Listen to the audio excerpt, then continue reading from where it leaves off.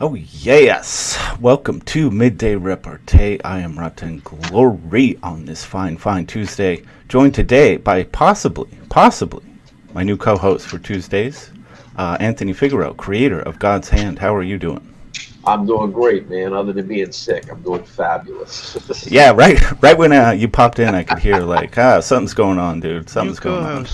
New co-host. You're just following me everywhere, Anthony. I know, man. It's impossible not to follow you, man. You're everywhere, Sim. It's like, What are people supposed to do? All right. Yeah. Hey, I have no issue. All your co-hosts are great people. See, this guy man. Like this guy. He's got great taste. Great taste. Yeah. Now, why they would choose to come on and be my co-host? That's a whole other contemplation. Yeah. Sinatra. Yeah, Well, dude, we know we're still working on your self-confidence. Yes. Good evening, Yeah, I gentlemen. could. Or good day. Yes. Hello, Yes. What's going on, brother? Sinatra. What's up, guys? Yeah. Sim. Anthony's here. Oh, hey, we got Anthony in the house? Yeah. Yeah. Yeah, what's happening, brother? He's the new Awesome. Tuesday Yeah. co-host. My Great. sickness doesn't kill me. I'll be here. That's right. And of course, I've added Anthony's info in the description below. So if you haven't checked out his campaign for God's Hand or followed him on Twitter, please click those links and get that done. Yeah. Such a nice host. See, this is why I came. So, such a humble, gracious host. Yes. That's right. And just a quick reminder: I'm going to show this probably a lot, just because we live in a cyclical reality. A lot of it's theater. It's all happened before. This is 1918. Wear a mask or go to jail. Nothing's new, people. Just stop freaking out. Chill out. Focus on being productive and useful in your life, and everything will be fucking fine. Dude, I ended up like we got out of the hospital. We're gonna go grab a bite, right? So we stopped by the shopping center where there's a food court, right? So Yes. we're all there with their freaking mask on. Like I told you, we have to be careful because we can easily get fined with $5,000. Yeah. Are they really there's a security enforcing agent that? came. Yeah. Okay. I'm just curious. So, Do you I'm know standing- anyone who's got hit with the fine? Yeah, Damn. Okay. but she was being a dick in the street. Hmm. Refusing to wear a mask when you. I have a dick in the street, but I don't. You I'm get not what I mean, usually like- a dick in the street. Yeah. But the thing is, you have the freaking security guard coming because I had the mask just a little bit under my nose because I wear glasses, right? Yeah. And I have that thing that when I have something over my mouth and nose, I feel like I'm choking, right? But I keep it under control because, that's what grown-up fucking do. Anyways, Isn't shit? so the I'm doing security this guard all comes wrong. next to me. She goes, hey, put it over your nose. And I just looked at her, right? Put it up. I'm like, yes, cunt. And I just put it up. She looked at me. What? I'm like, well, I'm sorry. You can ask me to do it politely. I have every freaking excuse. Like I could tell you that I'm claustrophobic, and just the fact of having something over my nose makes me feel like I'm drowning. But I'm not. I'm not being a cunt. But you are. Yeah. And then there was Hey, you another give some security guard people that- just then a- there was another security guard that came next to me, right? So there's somebody that's like, he goes, dude, I'm not worried about them. I used to have their job. I used to be in high security. I used to be their boss, and then after that he left. Yeah. You Yeah, give dude. some people just the smallest amount of authority over other people, and they just they can't handle it, man. Nope. Yeah. Yeah, It's really they, weird. they remind me They of did it Cartman. just like They that. come next to you and you're like, respect my authority. Yeah, Yeah, Anthony, I that's think it like was they like do it the Stanford prison experiment or something. Yeah, Where they just randomly made people guards and prisoners, and immediately it was like, the people who were guards, man, they just started treating them like shit. Just because they were guards and shit. So, Yep. But I think it was funny because you have like you have one of the girls there. You have the security woman there, but then they called in the guy. Then the guy goes, fuck this shit. That's what you should have said. You should have been like, "Oh, here's the real security guard here." I said, "Okay, gotcha." I just looked at him, what's up? And he just walked off. Security guards, huh? Yeah, Mm. it's just strange. The best thing about being isolated is spending quality time with the kids. Fuck up! Yeah. So, I mean, I think that's probably pretty common right now. Parents are just like, I'm sure it is. I'm sure it has been, in a lot of ways, really nice. I'm sure it's been an eye opener for both the kids and the parents. Like, oh shit, this is what's going on in your world. Whoa, I had no idea. Well, they had, but yeah, it's. I'm sure there's a lot of frustration packed in there as well. Yeah, really. Here in certain parts of Jefferson Parish out here, they and I heard this is all passing around, but they don't want the parents listening in on the lessons. They don't want them listening into. I bet not. The teachers, yeah, dude, it's a trip, man. My kids are going to school, so. But a friend of mine was saying, they don't want him listening, and then she comes home and she starts asking him who he's voting for. She starts telling him about white privilege and shit, bro. I mean, I shouldn't be laughing. I feel bad because I'd be, but that's that's some of the shit you're dealing with, man. Fortunately, my kids go to the school I went to, and me and the headmaster we've been friends since I graduated, and he's an old school Korean vet, you know what I mean? Where he's old school. So I know what's going on over there. But these public schools, some of the shit they're doing, bro, it's a trip. Straight up.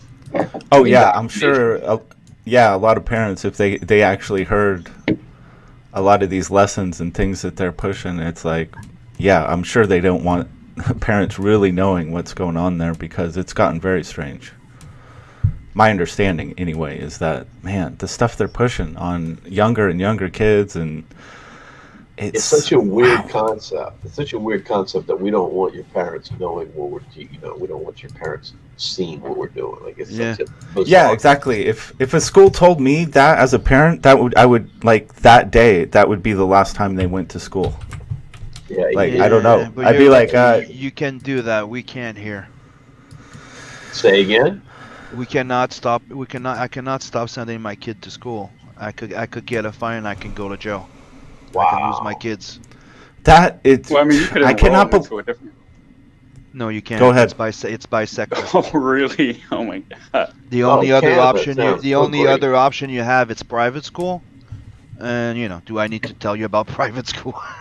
right. At this point. Oh, Canada, man.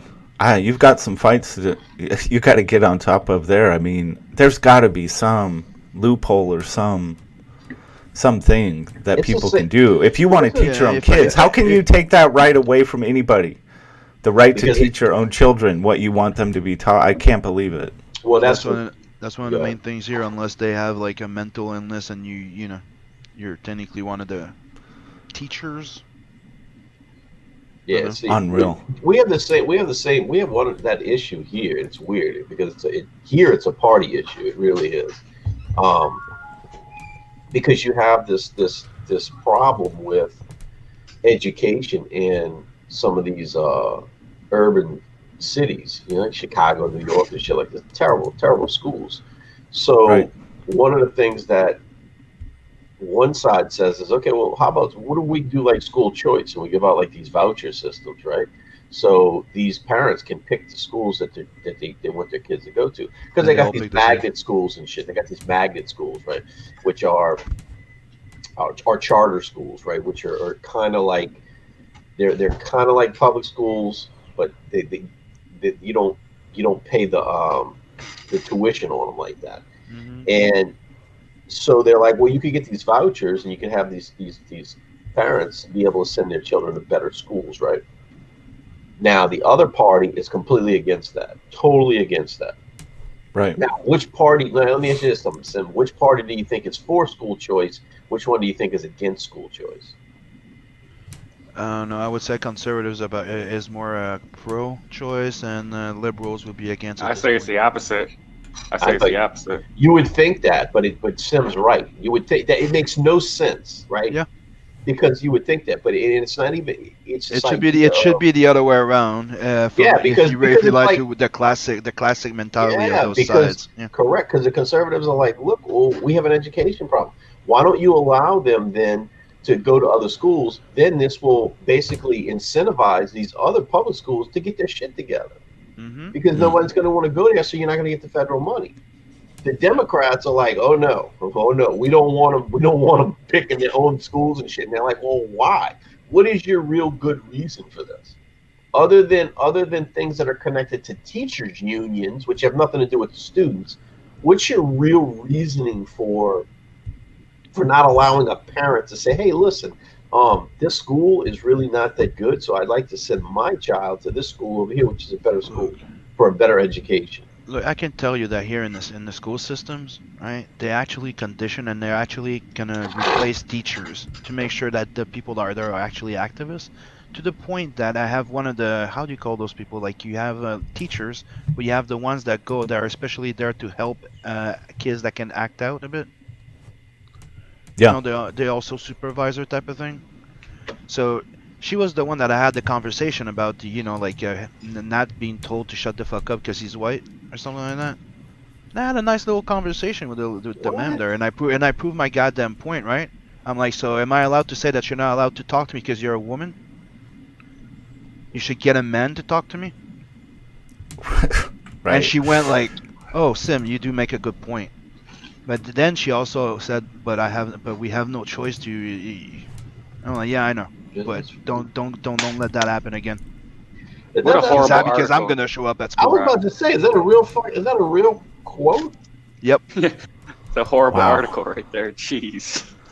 Yeah, dude, it kind of feeds in what you were saying, Sam. Like, this is the mentality we're dealing with these people. So, current Patreon board member and former Twitter CEO Dick Costolo declares individuals who separate business from activism will be lined up against the wall and shot in the revolution.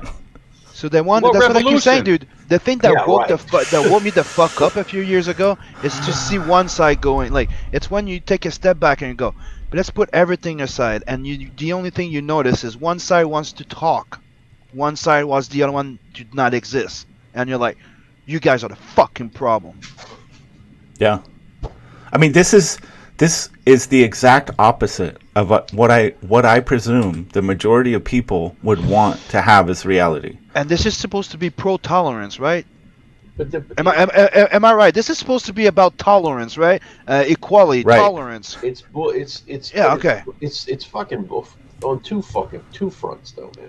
People, read a goddamn book. Right. One front is this idea that, okay, what I find is when you start moving towards these people, they have zero principles, right? They don't even understand what a principle is, right? So it's this idea that I'm against hate unless it's people who hate, and then I hate people who hate. And it's like, well then you're the fucking problem. You can't go, I'm against fascists, right? I'm against fascism.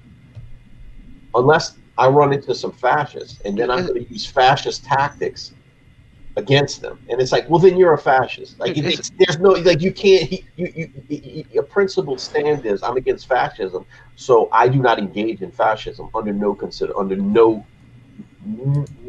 on the outside can force me to be a fascist. There's no exceptions. This is the problem. You can't say I'm about something except, you know what, I'm going to make an exception here, here, and here. It's like, well, then your principle has no backbone, no spine to it. Yeah. What you're saying is what you really want is power, and you're willing to do whatever it takes. It's power and special treatment. They want special treatment to gain power. The second thing that makes me trip out on this, and I'm sure Sim feels the same way about this, is that the people who are talking about revolution and stuff like this, it's like you're what I know from my own experiences, and I try to verbalize this in a very positive way. I have trouble with it though, but it's like what I know about these people is that you're a fucking liar, and if I snatch you by your collar by yourself, alone, and pull you in the back room, you'll get on your fucking knees and cry like a baby. You'll beg me not. You'll beg me not to hurt you. Yep. But when you're in a group or when you're far away, yep, you talk this language, you don't understand violence. You can tell that right off. You don't understand. You've never said these words in front of someone who can punch you in the face. You've never said these things. Absolutely not. Never said those Nope. things.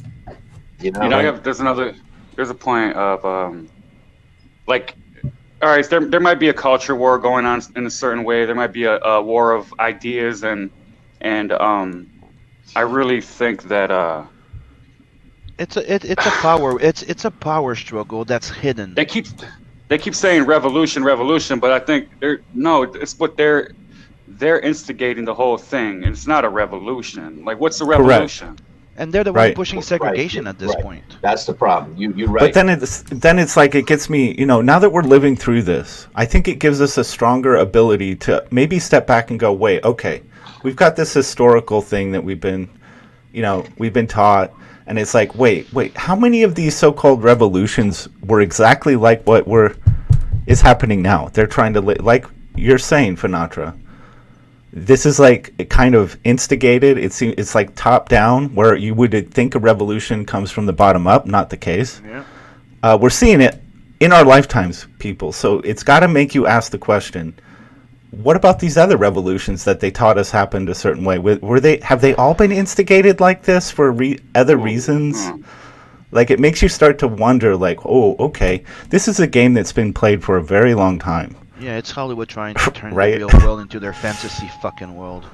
Yeah. Well, Yeah. They don't- I always find. Go ahead, Finatra. I think I don't know how you guys feel about religion or God or anything. I know I'm not too religious. I know the dark side of religion, but Yep. like I'm starting really not to trust people who don't have some kind of spiritual connection or like a relationship with God or 100%. Jesus or whoever, Buddha or 100%. Or would it be more precise to say that don't believe in something bigger than them? And 100%. Thank you, sir. You're welcome. Thank you. 100%. Yeah, that's interesting. Well, I mean, people could argue It's a that basic in saying psychology, Let me hear. Go ahead, Rock. 'cause I people wanna- saying that they believe in like the universe way of And even thinking in- would but even technically be saying they believe in something bigger than even- themselves, even in but that- it's very it's a materialistic worldview. even in there's something more than just us. There's Well, something. that's what you know, right. You're talking about right, exactly, because you're talking about because I'm in 100% agreement with Finatra on this. Is that because what you're talking about is if you don't have that, and if you don't have this ability to say that there's something greater than myself, then you have no ability to be humble. Then you have no ability for gratitude. You don't have that ability to be self-aware. You don't have. How are these assholes acting out here? Not That's what I'm self-aware at all. No, that's I'm in 100% agreement with you on that. They think they're the freaking end all be all. Whatever they say goes, and everybody else is wrong. Wrong think? What the hell is wrong? Now I'm starting to spiral. What the hell is wrong? Think? Wrong? A thought crime? A thought because I thought it. I'm because I said I didn't like this person. Tomorrow I can't think any different. I can't come to People realize don't on my change. own. People don't learn. People Yeah. don't evolve. People don't read a book and change their entire fucking opinion on that thing. That never fucking happens, right? Never happens. Never. I'll be honest with you. I think that the revolutionaries, right, who from the past. Sorry, think guys, I'm that- gonna swear a lot. I think well, I'm gonna try not to. Dude, it's okay. I don't mind swearing at all. But I think the revolutionaries of the past had way more heart than the revolutionaries of today, bro. I think the people who and I think there's something to what you're saying. I think there's always been instigation, but I think there's way more organic parts to it because you don't have social media in these old revolutions. This is a lot of word of mouth type stuff. It's possible. Yeah. You know what I'm saying? I'm just floating it out there. It's like No. I think it would be naive to not look at what we're experiencing and go, "Oh, wait a second. Maybe nothing is black and white. Nothing's like as simple as textbooks would like to paint it." And it's like obviously what we're seeing now is everything before is painted much the same way. I think we just have to Maybe? Like, which book understand did you that. freaking read? Like, just read a fucking psychology or some kind of philosophy book, and the first Right. thing they teach you, it's not about black and white, it's about the gray area, because, it's like left and right? Left, right. You need both to fucking walk, god damn it. By the time I got done with the college psychology book, I really questioned life and its morality, actually. What you gonna do with one right leg if you don't have a left leg? Well, And I've never been to you college. get a fucking I've never peg, been. man. You put a fucking peg on that motherfucker. You're gonna turn around. You know, you learn how to walk. Fuck. Yeah. I think that there's definitely always. I think that's what the American experiment was, though. At some point, like these guys got together and they looked at all this shit and were like, okay, well, what? When we look at these revolutions, when we look at these disturbances, when we look at these things, what is at the core of them? Right. And so at the core of them, what you're looking at, if you look at all these things, is that the little guy doesn't have a voice. He's got no voice. This is what this whole thing is: revolts against lords and kings and government and all this shit like this. So you say, okay, well, how do you create a system then that limits that? You ain't gonna eliminate. You're just not gonna. But how do you limit it? Right. So you create a system that basically recognizes the individual's sovereignty, and says that the function of the government is to ensure and protect those things. That is the function, to make sure that the individual is not trampled on by the masses. It's not a democracy, it's a republic. How do we make sure that the individual stays top priority? I think that's what. I think a lot of this has to do with that, though, actually, because these people on the left, they're fighting for the disenfranchised, the marginalized, But it's no, they're not. They're saying they are, but they're really just fighting for them. Just look at what they freaking pulled out. Like, we finally have scientists right now that actually reproduce the exact replica of what Cleopatra would look like, and she's a white, blue hair, blonde, dyed hair bimbo, and that's supposed to be Cleopatra. She's a Greek. Cleopatra was a Greek. So yeah, that's what I'm trying to say. It's that everything is about that little white chick. It's always that, and especially those blonde. I make a joke. I've been joking about this for a while, but this is like Welcome to Legally Blonde, the movie, the world. Right. Yeah. Yeah, I saw Kelsey made a big post. I think Kelsey. Yeah, I know. I made the joke. Huge, he liked it. He just gets a huge kick out of watching people spiral for no fucking reason. I think it amuses him. I reached out to Kelsey, Anthony. I don't know if you ever want to hang out with him, but he's from NOLA as well. I think you two have a good conversation. Oh yeah, you should definitely connect, and he would love to talk to you about your book. I think he still lives here, or he's moved away. No, he lives. No, he's got bodies under his porch, and he does great. He makes great YouTube content. True Nolan, and he's really he's branching out into really cool interviews and having guests on. He's getting a little serious about this YouTube thing. Kelsey Shannon is the real deal. Holyfield, yeah, he's definitely a vet. You know what I mean? He's nobody. He's no slouch. He's a really cool, nice, humble guy, and he's a very talented guy as well. Yeah, nice yeah.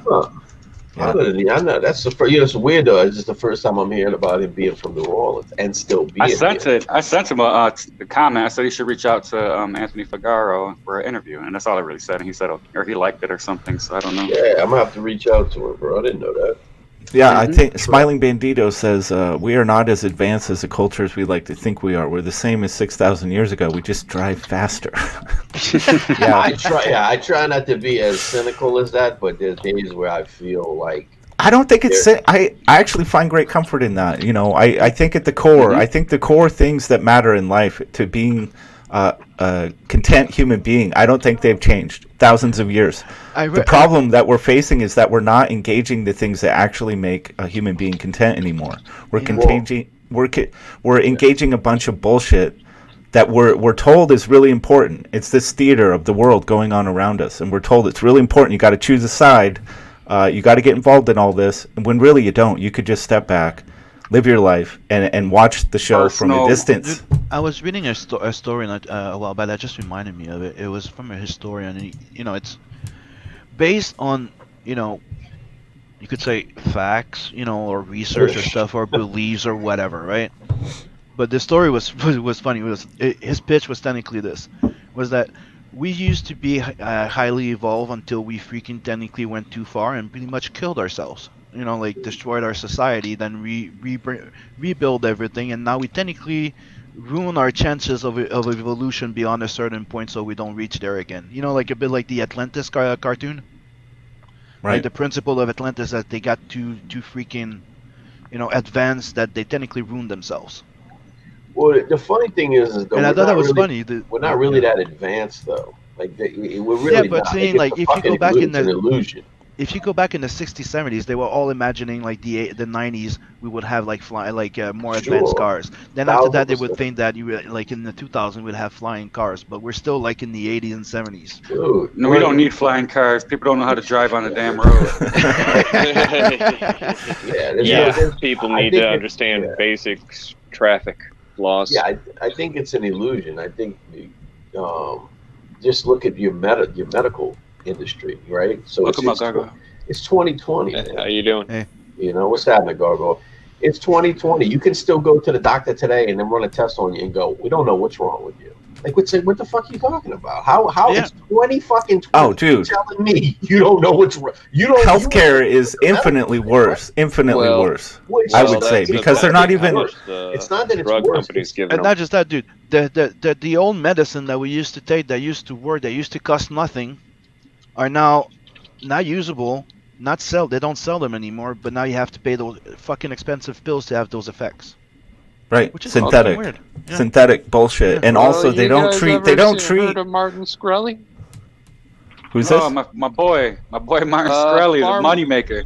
Yeah, Pharma Bro. He went to prison for that shit. He was the abuser For of price that. gouging. Yeah. The guy that came in and fucking boosted the 8 bill. Right. I like They these sent his guys ass who to look. prison for that shit. Yep. I like these guys who look unassuming and non-threatening, and they like the shittiest people in the world. Like Zuckerberg. Oh, you're talking about male SJWs, like male feminists.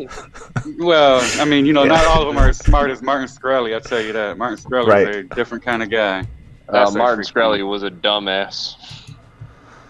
I don't know, man. Smiling Bandito. Smiling Bandito says healthcare isn't worse, but the wrong people are in control of it. I don't know. I think the approach of healthcare today is just all we're gonna do is treat a symptom, and we're never gonna treat you like a whole human being. That requires you have to look at your lifestyle. How do you treat someone when you don't know how they're living? Well, this is one of those things where fuck, man, this is a way. Yeah, but just what he's saying right there, dude. It's like the healthcare isn't worse, but the wrong people are in control of it. You're just, I agree. dude. That's an oxymoron. Okay, I'm sorry. I hear you, but if the people that are controlling the freaking healthcare system, they're part of the healthcare system. So yeah, there's a problem with the healthcare. Well, it's a black and white statement, because it's like if you take the justice system, you could take the principles of the justice system and you can deform it. You can then move it. The system it's like religion, right? So the religion itself is fine. It's the people who are then taking it and misusing. So it's not necessarily the healthcare system. It's the people who are then taken and turned into an industrial complex. Yeah, but and you're moving it. You're misusing it in a way that doesn't maximize what it actually can do, right?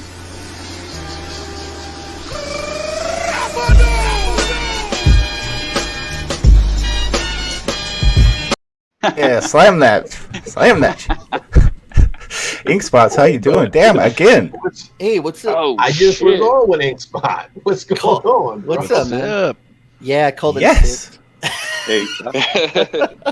I gotta get some pages done, so called in sick. Plus, I gotta go take my monthly COVID test today. So.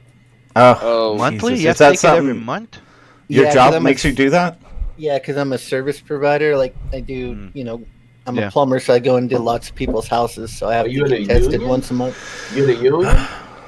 I just came back from it. We all went to get tested this morning. Oh, did you? Are you in a union?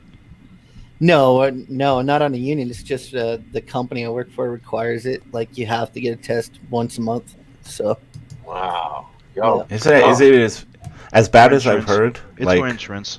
Well, the one I've only had one, and yeah, it hurt. They freaking jammed that thing way up your nose. So. I've heard people feel like shit for days afterwards. Ooh. No, I didn't. It just hurt, my nose for a little bit. Okay, it depends how far they go, because there's two places they can take it, right? They can go as far as just right here to your nasal cavity, where like right there on the corner of your eye, right? That one bothers you, but there's some that go way further behind the eye to go way like closer to the Yeah, I didn't Wow. have that. Those are Hope you Yeah. don't get that asshole. It's just like anything; it depends on who's doing it, right? I mean, Yep. how are they actually measuring or determining how far this thing goes up? You know, Is it just be- up to the person's Just discretion? be charming. Just be charming when you show up there. Works. Look, man, my dad's friend told me, he said, look, son, he said, at some point, because you're going to have to get your prostate checked. He said, now, when you go pick out a doctor, don't pick out a doctor with banana fingers. Hey, good day. He said, try to get you Dude, a that's midget- awesome, dude. Get a midget doctor. Proctologist. All the ads for proctologists should be forced to have Just a hands. photo of Just their show me hands, your man, hands. right in the ad. How big are your fingers, sir? That's a Yeah, good I'm point. just waiting for the anal test. At least I get a little pleasure out of it, you know. A little something, something. We A little what in my butt. a woman in That's- Canada that that's started. why they keep the KY Jesus jelly on the side. Christ. Oh no! Gargoyle knows about that. Oh man, this You know, I Right, was for I was once I'm not listening ashamed, to I don't know what family you're talking friendly about. show up until last this night. point. That's what Family I do. friendly. This show never has been, never will be. I'm sure. Sometimes better than others, but yeah. And when I say better, I mean more offensive. Yeah. Absolutely. Like, you know, we get taken down in less than 5 minutes. Yeah, bad. that's happened. Been there. So I guess we could move on to the core topic. I mean, we got a lot of good discussions going on, but I probably should have a whole show on some of the stuff we brought up already, to be honest. Banana fingers? Definitely. No, we're talking about one of the most Perfect important thing title. about characters, and one of the things that they keep forgetting, it's character flaws. So the more that you have one trait that's enhanced, you will have other flaws, right? Yeah. That's I how people came are right across now. this. I don't know, a few days ago, and it's kind of the inspiration for this topic. But everyone you meet is fighting a battle you know nothing about. Yep. I completely agree with that part. I'm not sure I agree with be kind always. Sometimes it's right not to be kind. I disagree with that. There are instances where not being kind might be the right answer. But yeah, I think this is very true, and I think what makes a story so engaging to people, whether it's a film, a comic book, a novel, it doesn't matter, is that a successful story is usually giving insight. It's giving you a window into that secret battle of somebody, a character, and this is what people find the most interesting, because it tends to be the most honest, relatable shit, right? Stuff that you don't talk about normally, that you're not really supposed to talk about. And I think not having that component when you create your characters, at least your main characters, I think that's a big mistake that a lot of writers make. Agreed, and that's why now, and most of the stories in the mainstream has to do about sexuality, because that's the only Wow. thing. Yeah. I think what makes the character, what drives the character, and the best part of the story, and if it's not there, then it's not a good story, is the internal struggle. Yep. That's all that matters. You could have 2-3 characters. If at least one of them or two of them don't, they all should. Every character you have should have an internal struggle. Whether it's a light one, maybe it's a delusional one, maybe it's just in their head, and that's how they see the world. But even guys like me, I could you get me on the right topic and I'll blow up, because I've got a lot of internal struggle, and Yeah, right. I'll go And off. that's what people the more you're able to share that, like if you're just talking in the context of a YouTube characters, right, or people that you enjoy engaging on these kind of platforms, it's usually because they're more honest. They're more willing to be open about those struggles they have, their internal battles. That's what makes people interesting, and it's true for your stories. If you want people to really be engaged with your story, it can't just be all surface level stuff. It can't just be about the action or even cool thing. Can't just be these cool moments that happen. It really has to be. There has to be those layers of internal struggle for the character, like Finatra is saying. One last thing, you always see in the stories, especially like a hero's journey, that the antagonist is always diametrically opposed to the protagonist, and that's a mirror that's mirroring the character itself, not as being it could be a figurative antagonist or one that doesn't even exist, but that person, like a person with schizophrenia, the schizophrenia is the antagonist. Yeah. And right. Nobody sees that. Only they know it, and other people just think they're crazy. But if you look at the hero's journey in any kind of like solo story, the enemy is always the opposite of the main character, and that represents the internal struggle. That's how I don't know. Yep. That's it for me. Yeah, that's I think you're right. When it's done right, that's exactly what happens. Yeah. It's like if it's technically the illusion of like if he would have, it's one thing in life, like maybe one family member or something that happened that could have made you that guy, but you're not. You're the hero. Yeah. Beacon's he says my character's struggle is finding a proctologist without banana fingers. Not it, that's that's all of our internal struggle. Yeah. It's what binds us together, We keep. Well, I think the thing, like, if you think about a show like Jesus, I'm drawing a blank right now. Game of Thrones, right? I think the people felt so betrayed, they were so pissed at that show, right? Because initially it had those great components, right, of the secret battles that the characters are facing. They've got their internal struggles going on, and then at it's not earned. What happens with Daenerys or whatever, the dragon lady? It's like the way she just turned on a dime. It seemed it wasn't earned. It didn't feel right. They cheated it, and it's like, you can't do that. Your readers aren't going to accept that. Your viewers aren't going to accept that. That has to be. That's your most important part of the story. If you ruin that, people are going to hate you for it.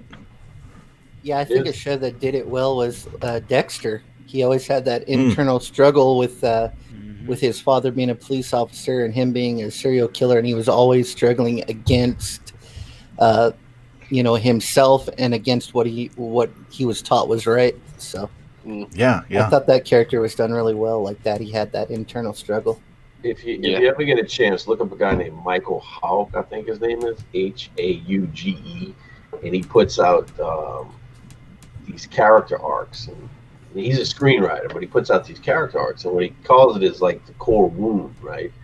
And that your character usually starts out in their mask, right? And so then there's this, and it lines up with Hero's Journey. So there's like the call to adventure. And then there's the answer, and then what happens is there's a setback, and the character tries to go back into the mask, but he's come too far now. He can't go back in that direction. He has to go forwards. But there's this idea of what is the core wound? What is at the core of everything? What is, when you boil your character down, what breaks him?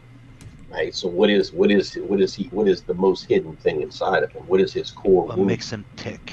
Which is right. Which is usually some sense of. I mean, and it's very subtle. But if you watch, sometimes it's from an abuse. Sometimes it's from something else. Yeah. If you watch, it's so subtle. But if you ever watch, I want to say it's either Fistful of Dollars or For a Few Dollars More with Clint Eastwood. And I think it's the one with him and Lee Van Cleef where they're both bounty hunters. I think it's the second one in the trilogy. But inside the town, there's this girl who one of the bosses has, and she has a son and a husband. Fistful of dollars. Yeah, and so at one point he interjects himself because he's just a bounty hunter, but he interjects himself. And they basically, and it's kind of like a little side thing, but it's like, well, why'd you do that? And he goes, because I once knew someone like you who needed help and no one was there. And you get this idea that it was probably his mother and he was the child. And you get this layer that you roll in there, because here's this dude, he's just a bounty hunter.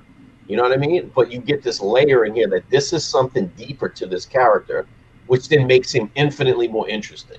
Even though it's Clint Eastwood and he's a badass bounty hunter, you're like, wow, that's actually fucking kind of cool, man, Yeah. And it's just little things like that you get to, whatever that core is, right? Which maybe set him on his path to be a bounty hunter, to do these things. And you just get a little taste of it in this spaghetti Western. So those core wounds and how they interact with the character become huge. If you're telling epic tales, it's really about how does this character transform from this wound? How does he overcome it? How does he reconcile this and grow as a character and become his full self, his full potential? I think people just gravitate towards shit like that. I started reading this book called The Reaper. It's about Nicholas Irving, Special Ops' most deadliest sniper. Killed like 33 people. Yeah. And at the beginning of the book, he was talking about how these soldiers, he was listening to this conversation about these soldiers talking about this guy called the Reaper. And he didn't realize they were talking about him. They were like, yeah, this guy the Reaper killed 700 people already. And he's like, his mind's blown because all these soldiers are talking about him and he's not even realizing it. He's like, I couldn't believe they gave me this nickname and everything. I didn't go into the military thinking I was going to be the greatest sniper. Yeah, no. Yeah, that's intense, man.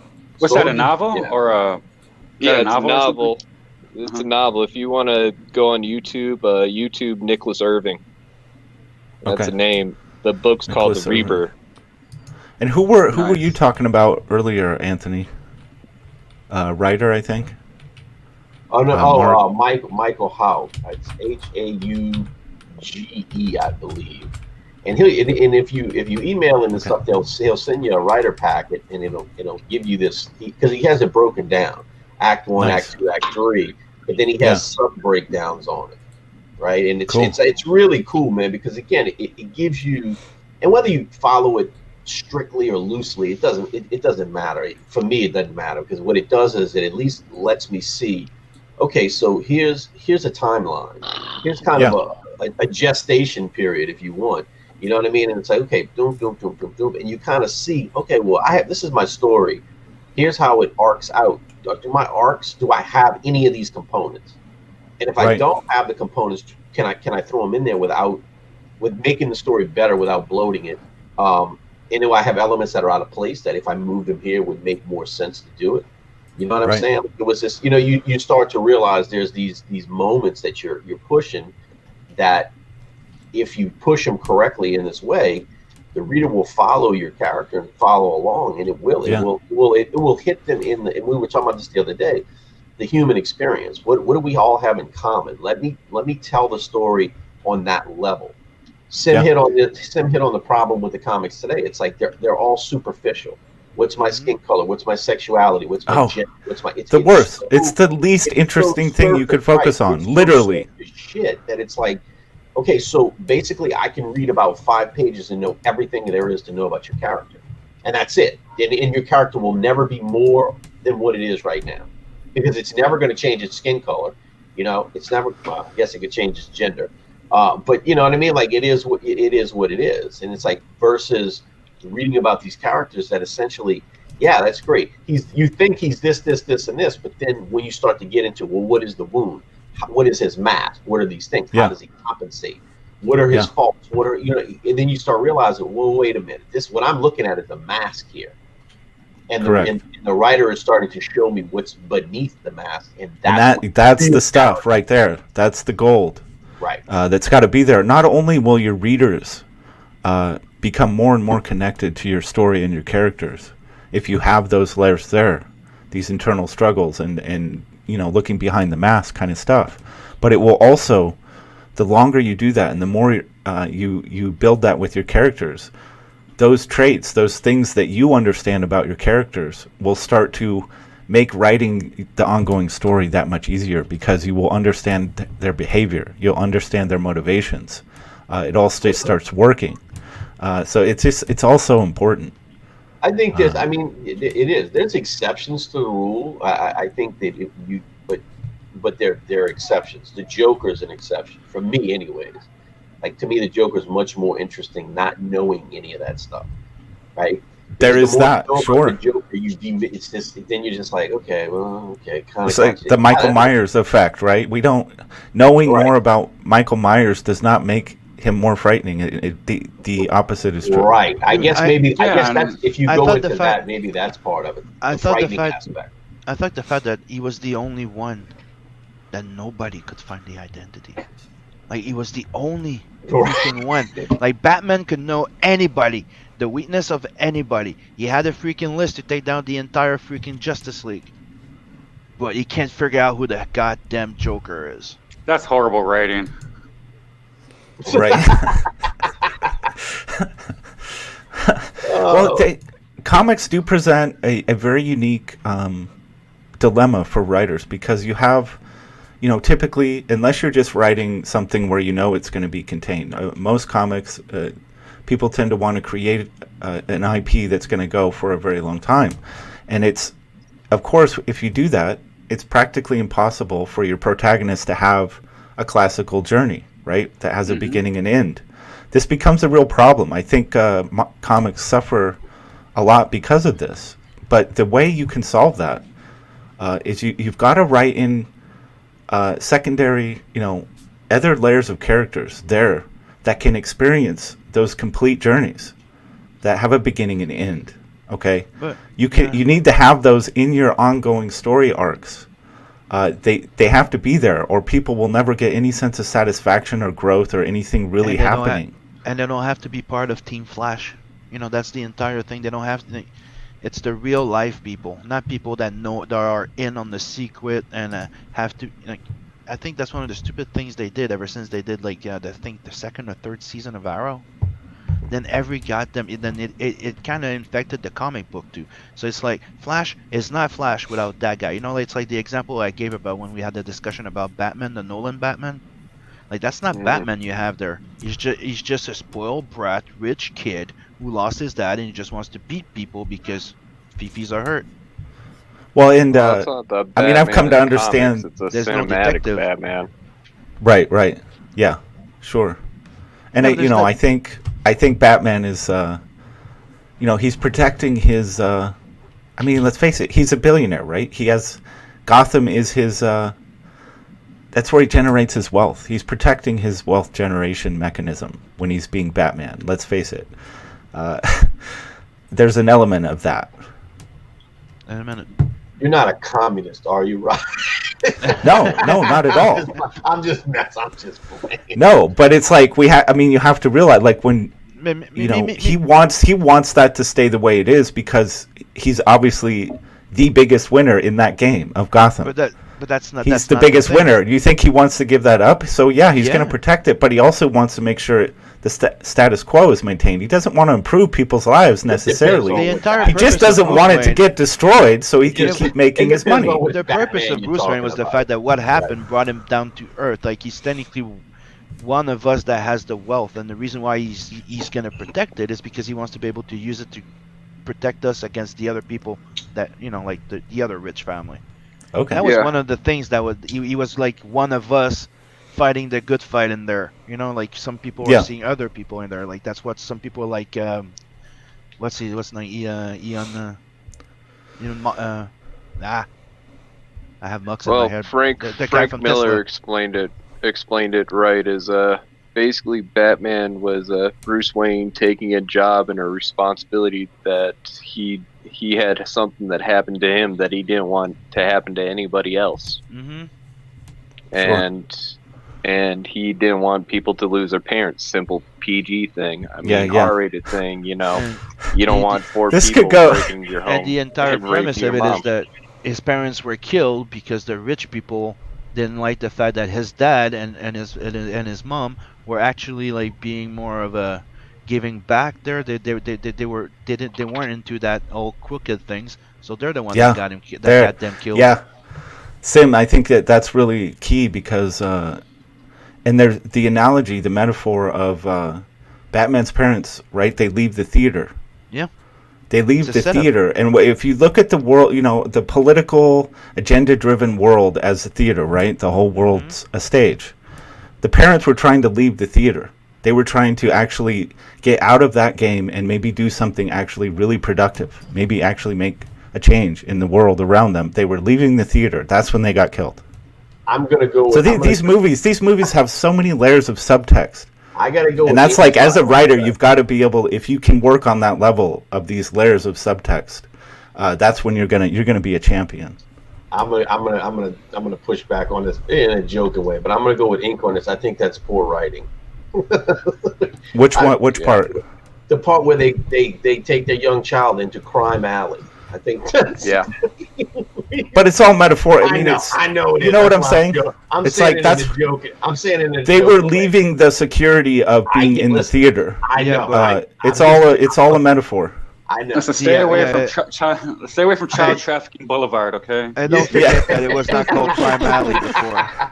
Yeah, you might want to stay away from. You're going to get Murder Street because that's just not good. It looks like Crime Alley in everything in every movie or comic you ever see. It looks like Crime Alley prior to it becoming Crime Alley. It's like, come on, let's go down this. Let's go out the side entrance here. And we all know that's not going to end up good. I don't know. I mean, it's I again. I know, but that's look. As a parent, I would never bring my child. I'm like, well, no, we're going to go out the front door. Where there's the lights and everything. Now, hold up. If I were the Waynes, I would have I would have Alfred out there with a car waiting on me. Okay, where's Alfred at? Why were they walking? I get it, Rod. I'm being facetious, Rod. No, I get it too. Here's the thing: if you're gonna deal in subtext, if you're gonna make a lot of metaphorical and all these different meanings in your stories, you do have to kind of make sure that your surface story, which is where a lot of people are gonna hang out. Let's face it, a lot of people aren't even going to go down in those other layers. It has to make sense on the surface. They just wanted to establish the trait that those two high-class rich people like to mingle with regular people and act like they were normal. To me, it's. Yeah. I know. I'm being a fucking dick now. I know. No, you make a good point. Oscar the Grouch will be in the fucking alley over here. Well, let's put technicality. They probably lived in a liberal city, and they didn't want to have Bruce Wayne anymore, and they were just planning on, fuck it, let's just leave Bruce there. And Flashpoint is the actual real. They were like hoping, just throw Bruce in front of it. And that would explain why.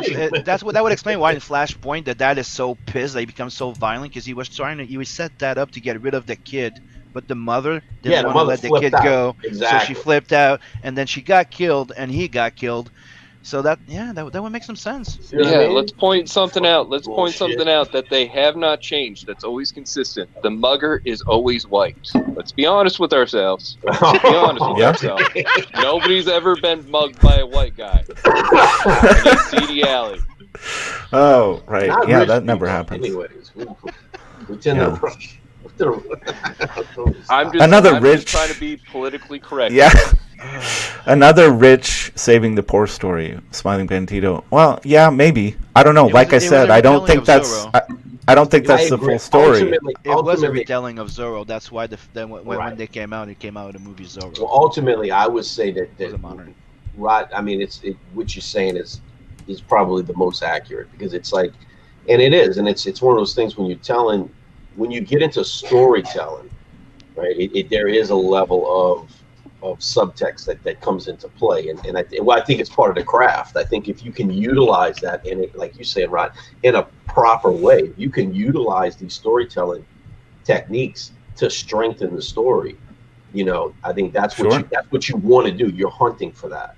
You know what I'm saying? Without being on the nose about things, without being so on the nose that people are like, okay, I obviously can tell what you're saying right here. It's a little, versus having a conversation like this, and it's like, Crime Alley, he's leaving the theater and starts drawing, and you go, wow, that's pretty cool. It makes, there's some lines to that. Whether it's true or not, I don't know, but it sounds pretty damn good, bro. Shit.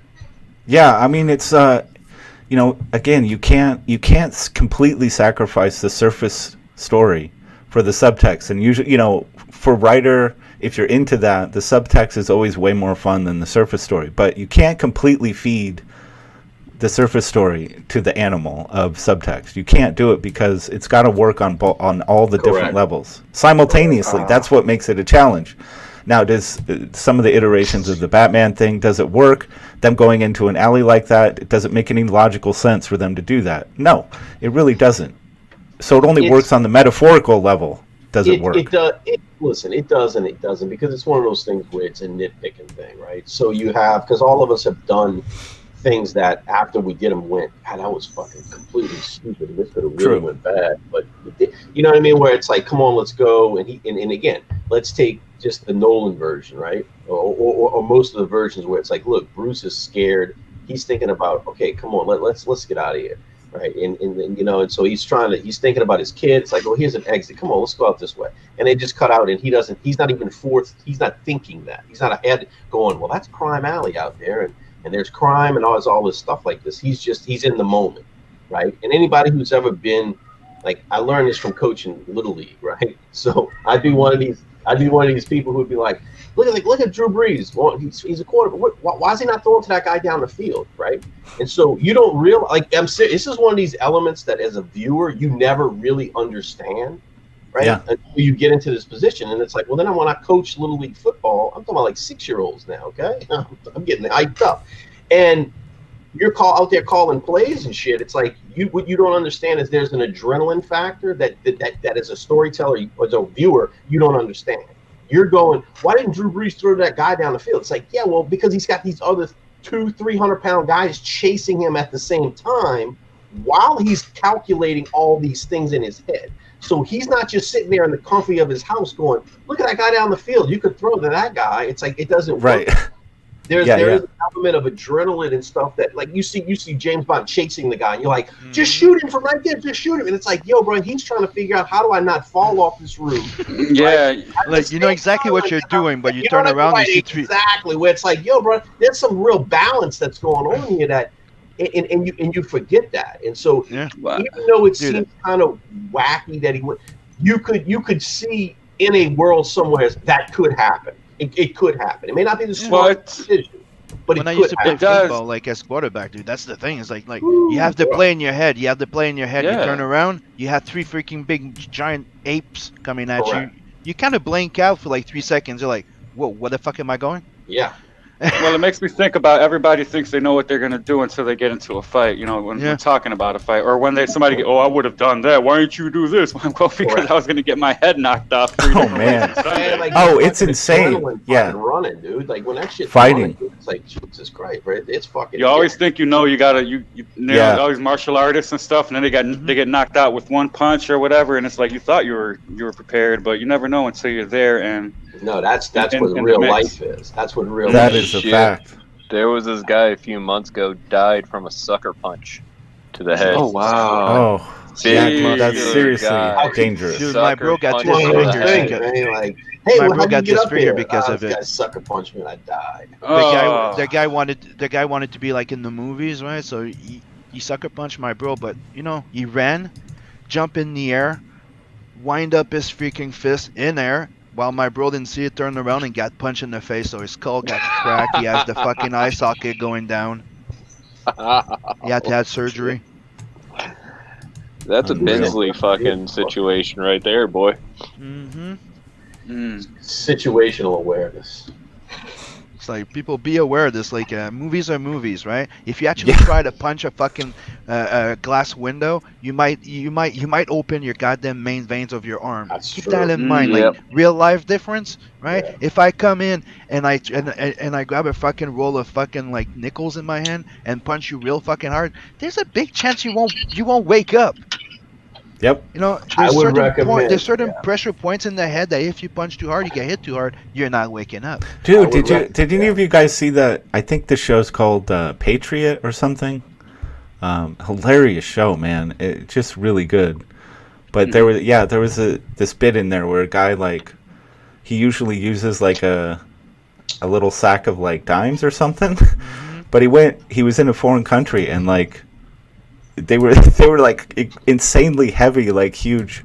The money, it was like he literally killed the guy because it was a completely different kind of money, dude. But yeah, you can fuck someone up big time like that, and Or I think we're starting to see people think that blur that reality, that fiction and reality. You're starting to see these, like in the riots and stuff, people doing things that are like. I was gonna say, like, do you not understand you're gonna kill somebody? You saw the video of the guy like running, taking a freaking big leap and kicking a guy right straight in the face, and the guy was out for a long time. Do you understand? That guy could have died very easily. They don't care. No. Let me tell you something. And there's something about that I don't. And again, I try not to take too cynical a view on it, but I think that's what you're looking at a lot of times, man, is stone just like mob adrenaline, man. and they're so fucking high on that shit. Right? It's like a dopamine hit. And they're so high on it that no, they don't think. They're just in this zone, bro, where they're high as fuck and they're just fucking out of control, man. Again, that's why I said if you grab half those motherfuckers and you pull it, more than half of them, if you grab the majority of them by themselves and you snatch them up by themselves, they're not going to fucking be doing all that. Because they're not going to be able to feed off of the fucking mob mentality and the mob adrenaline. Yeah. Right? Yeah. It's like now you're in the water with me and you're going to have to feed off your own shit now, boy. You understand what I'm saying? And then all of a sudden it's like you understand. Violence then takes on it's different. You know? It really is. And anyways, you know. I like Anthony. I've what was it? Just recently out here in Vegas, there was a guy who refused to smash his window in to save his 2-year-old daughter. He argued to tow truck drivers about prices. Cops were even there, standing there, trying to break the window open, and the guy's like, "No, I don't want my new car, bro." Get the fuck out. Those are internal struggles. What happened? Those are internal struggles that make a shitty story. That's a bad. It's just. What happened to 2-year-old? Dead. What's worth more, my daughter or my window, or $200 or my daughter? I don't know. Bruh, let me weigh the options. I don't see how the police let that fucking stand, bro. Well, you know what I mean? Like you're gonna let this little baby was it a white guy or black guy? Black guy. Oh, they got even videos in Chicago. I seen this. There were these people conversating, and literally, this woman's holding a child in her arms, and these guys come out with guns blazing, shooting at these people, and this woman's trying to run away with this child in her arms, and I'm like sitting here, and this is consistent things happening, and I'm like, well, I don't want to get into this. But you guys know what I mean. How you doing, Mr. Beacon? What's going on, Michael? Well, I came in bacon. to the most depressing story I could possibly come into. You did. Yeah, well, Gargoyle is, he makes sure, at least once on every show, that we go into the deepest, darkest, saddest thing. If you'd He have saw been you in the back and he goes, oh. Yeah. You should have came in during the banana finger story. That would have been the story. Yeah. Anyway, show us some titties with wings. Let's see. Do I have any around here somewhere?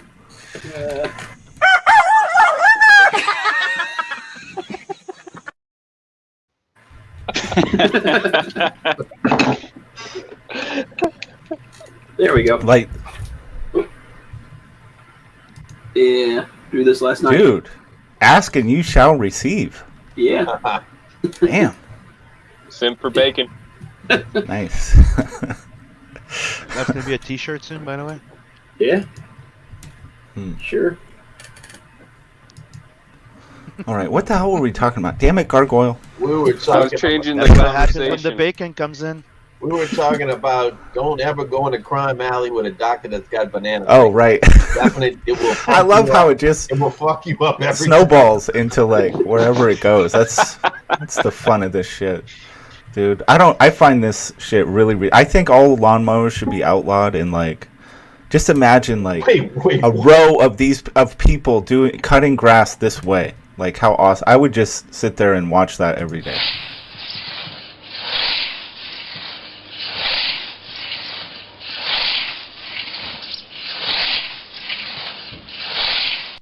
Shit is rhythmic, awesome. I love it. You say that until you actually have to cut your grass that way. And your back is hurting. I used to do that as a kid. Who fucking calling for the outlaw fucking lawnmowers, goddamn? Well, at least leaf blowers, get them the fuck out of here, man. Well, he lives in California. Dude, that explains it. Every day of the week, it's just going on. It's insane, man. Why are you trying to deprive the Mexican community of ways to make money? That's terrible. No, dude, you just take a little bit more. You'd probably make more money. You'd have to pay. You'd be at it longer. You'd get paid more, right? Nobody can afford. I want to do. I want to learn. White people. I want to learn how to do that, man. I just love the rhythmic. Like it's hypnotic to me. Well, I think it's just relaxing. Yeah, I have people to. quit I have to smoking. admit that it was a thrill doing it because it's kind of like practicing an art, like a martial art type of thing. You have to swing that thing Fuck like yeah. properly You know for how- it to work. You know how Yeah. much time you have to spend sharpening that motherfucker? Yep. It's not Yep. to get that type of cut. Shit, you gotta spend more time sharpening that blade than swinging it, bro. So here's Yeah. what you got to do, Rod. You got to get one of those. You got to use it instead of your lawnmower, and then you got to just like the whole time just stare at your neighbor. That is awesome, dude. Stare at him the I whole like time. that plan. Can you Yeah, watch imagine? out for your neighbor's Pomeranian. Now that's the same thing. That's the same thing that the Grim Reaper wields, right? Yeah, Yep. yeah. Yeah. Okay. Scythe. And what is the correct way to say it? Because That I looks like a scythe. You have a Scythe. sickle. Now Scythe. a sickle is I think a handheld, It's a hand. Yep. which Yes. has got it's Yep. more of a hook looking thing. A scythe that's a scythe. so scythe So he never- or scythe? Scythe. Scythe.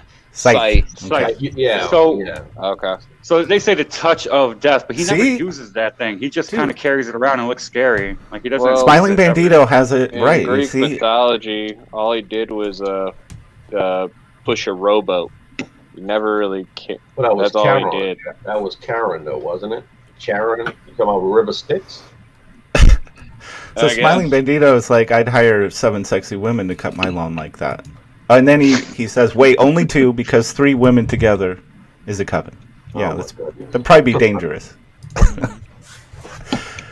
Yeah. The more Yes, women yes, you yes. have, the more chances you have of coming in contact with a Karen. That's the problem. That's for sure. Yeah. Every woman's a damn Karen. I was Deep Mexican. down And she's a inside. fucking Karen. What would that be called, though? What would you call a Mexican version of Karen? Karina.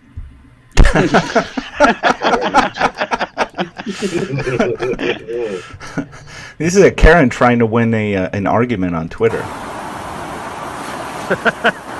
Sure.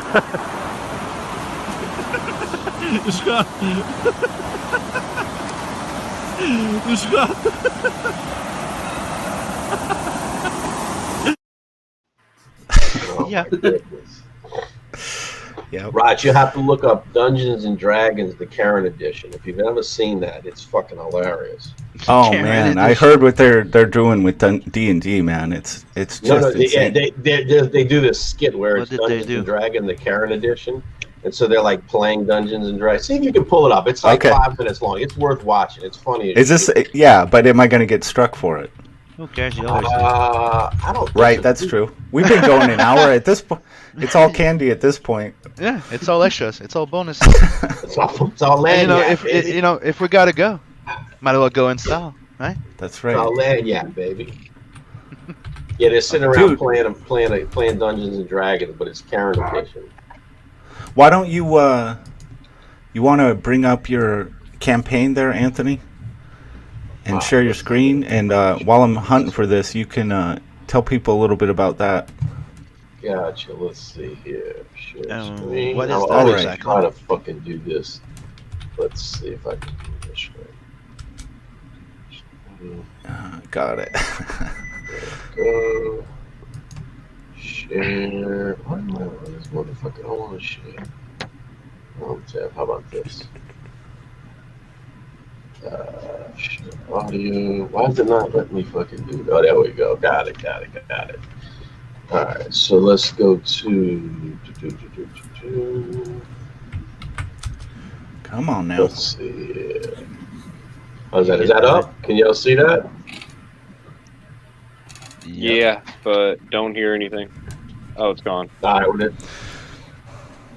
right, it's not there anymore. Oh no, you were too slow, man. We can't do that now. This motherfucker.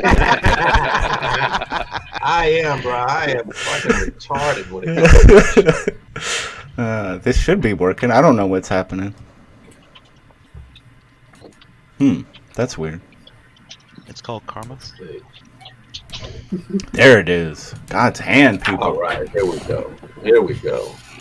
Yeah, why don't you Yes. just give people a quick, your quick pitch on Hey, this yeah, motherfucker? tell me. Let's see. So, tell me if the sound comes up on this. Tell me if y'all can hear this when it starts. At nightfall, a thing Yep. of murder. Can y'all hear that? Yes, Yep. you. All right, perfect. Let's see here. Okay. The Nuala is in the public. These are their typical active violence. The victims, their unknown supernatural mark. When the city's protector, Marie Laveau, was found murdered, the collective team of reformed sinners with supernatural power, led by the immortal Jean Lafitte, are called in to solve the case. As they delve deeper in Marie's death, they begin to suspect the rise of the Black Queen, an entity that has been asleep for centuries. Now awakened, her evil threatens to free the ancient gods of chaos and cover the world in a cloak of darkness. I smell human. As her minions crawl out of the shadows and threaten to unleash horror upon the city, only Jean Lafitte and his team of hunters stand between the darkness and the total destruction of the city. So this fucking motherfucker. All help now rests in a team simply known as God's Hand.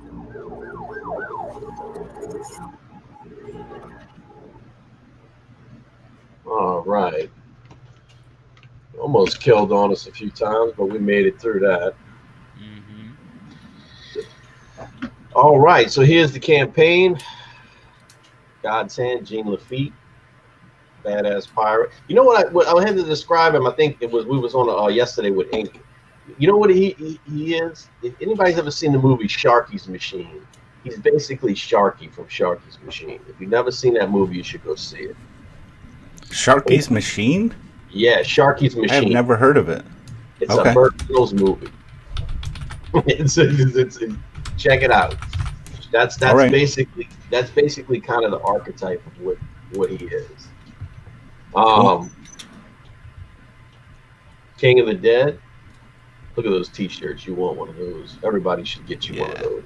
The shirts are Your hot. mother would look great with these. And I'm gonna tell you something. What's good about these shirts is that if you wear these to your proctology exams, the doctor will know he needs to check his banana fingers at the door. This guy here is serious. You know what I mean? That's right. And he's not going to take any ass play. He's not going to fuck around. This guy's serious business, man. We got the tarot cards came in today. Oh, so nice, I'm dude. excited about that. How'd they come out? They look good, dude. They look really Nice. good, man. They look real good. I'll put some pictures up today. Nice, nice, cool. It came out real good. All right. So I found, and I dropped the link to the God's Hand campaign in the chat. If you haven't checked that out yet, people, go and do so. So what are we looking at here? D&D Karen Edition. So we're going to attempt to play this. We'll see what YouTube does with it. If we disappear suddenly, everybody will know why. And that's okay. If we do disappear, we'll see you tomorrow. It's okay. See you tomorrow.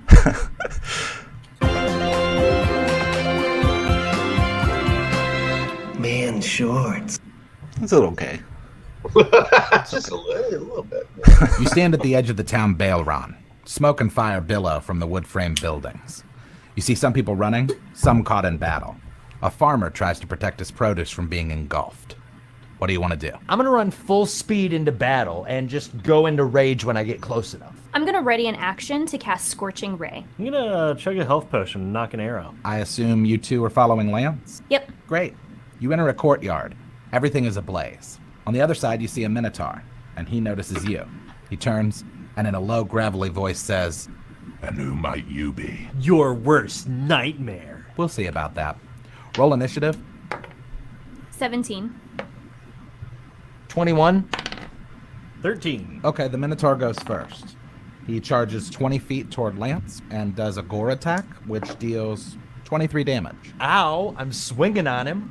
Before you do that, everybody give me a will save. I guess I should have added. Is this the right video? Are we This good? is it. Yeah, this is okay, it. good.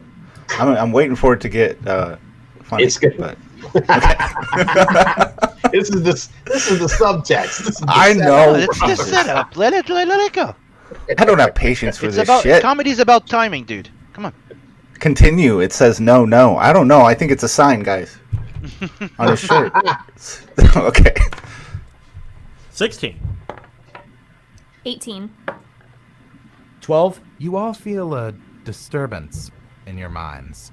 A feeling of impending doom.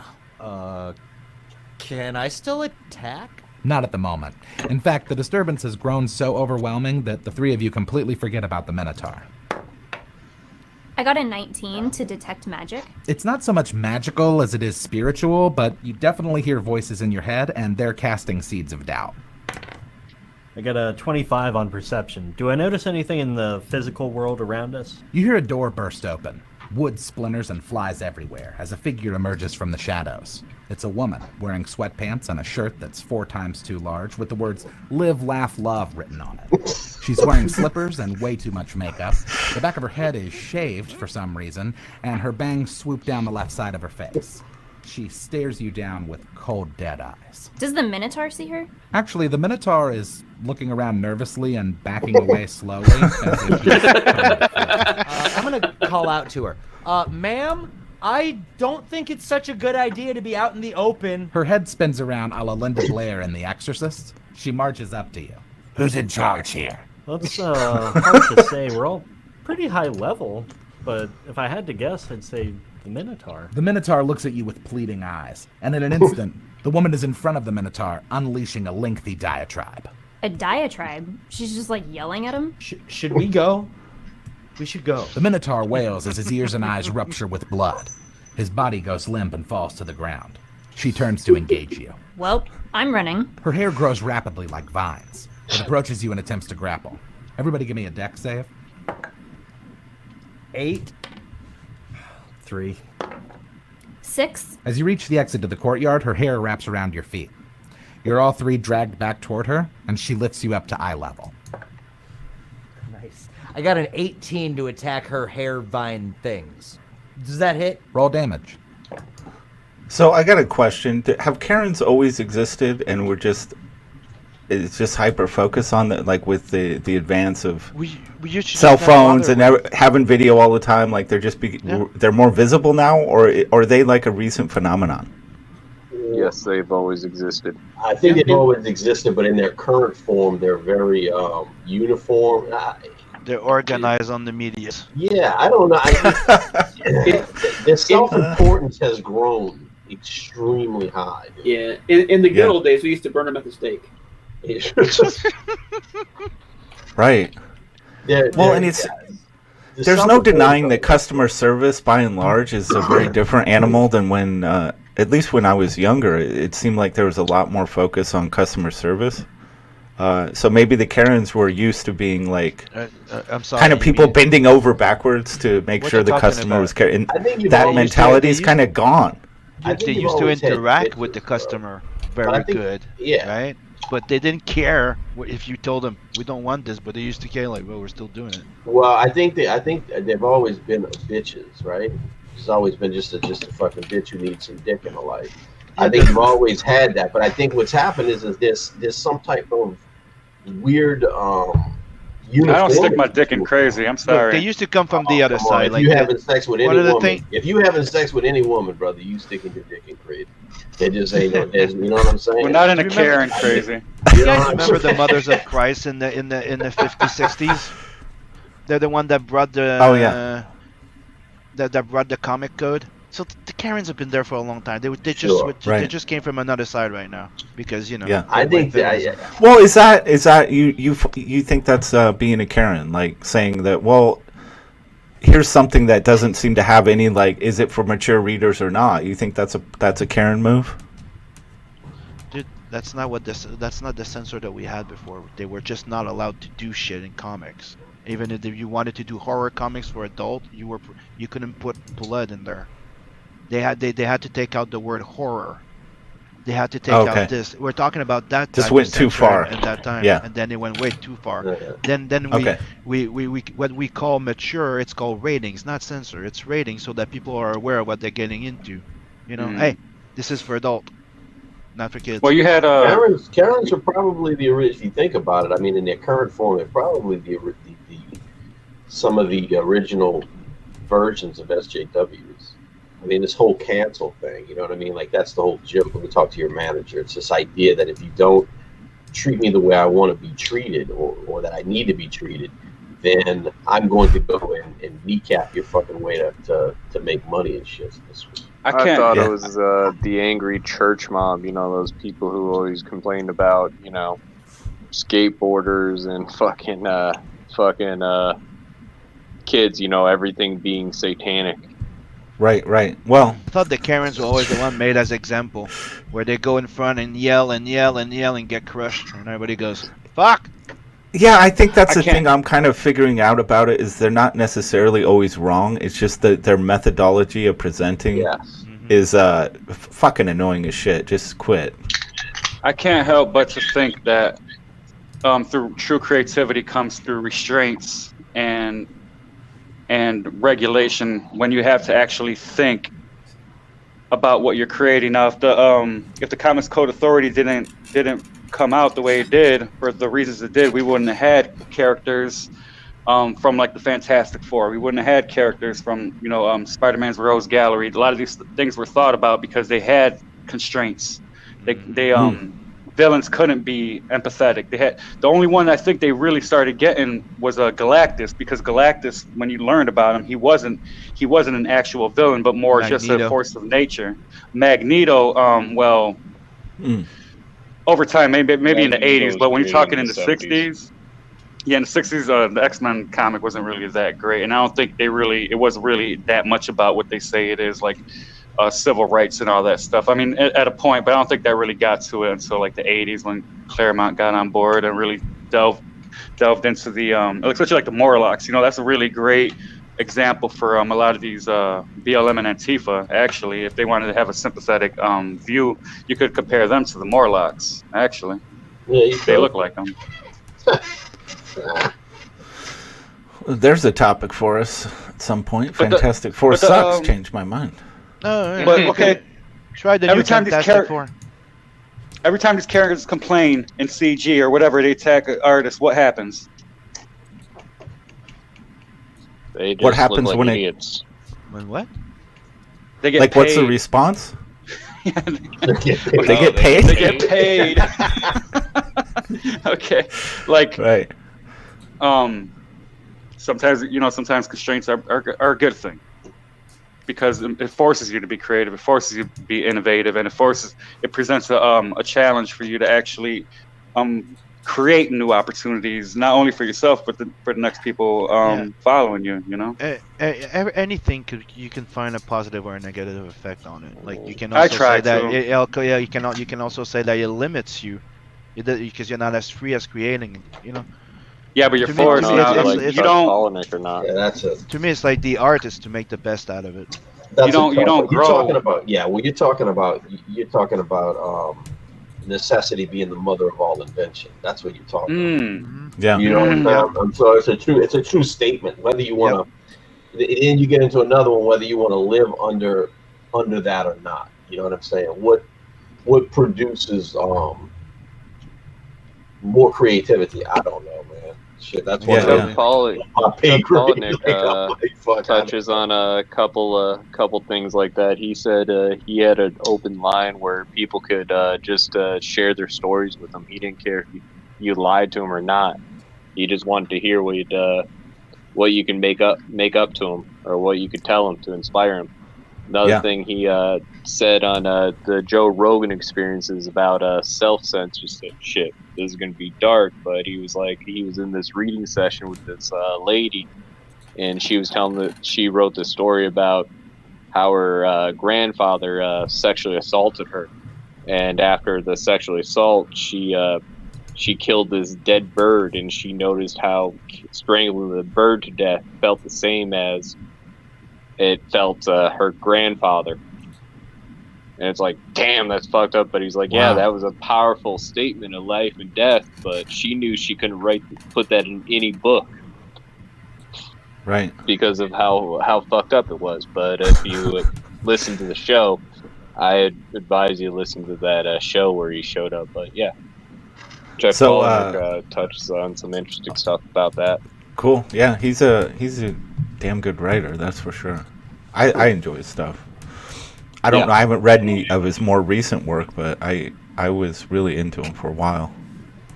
He's a writer for Dark Horse Comics now. He did Oh, shit. 2 and 3. Oh shit! I did not know that. Okay, interesting. I'm gonna check that out. Berserker Anthony. He wants me to ask who can teach him to write the Cajun patois accurately. Patois? Any advice? The Cajun patois? Who can teach you that? Or is there somewhere he could go to get some insights there? Look up Cajun French and look up the words and stuff. And again, it's let's see, you could go what the hell was that show? The God damn it, there used to be a show called God damn, what was the name of that show where they used to hunt the alligators and shit? Swamp People. Swamp People. Yeah. Swamp People. Okay. Swamp. I have a message from Zombie Namakan. Okay. Is a waste. I attempted to build something magnificent. I attempted to put people into space. Create a reality TV show on syndicated national television with syndication in other countries. Front and center on your YouTube show. Put on a show for the plebs. By all means.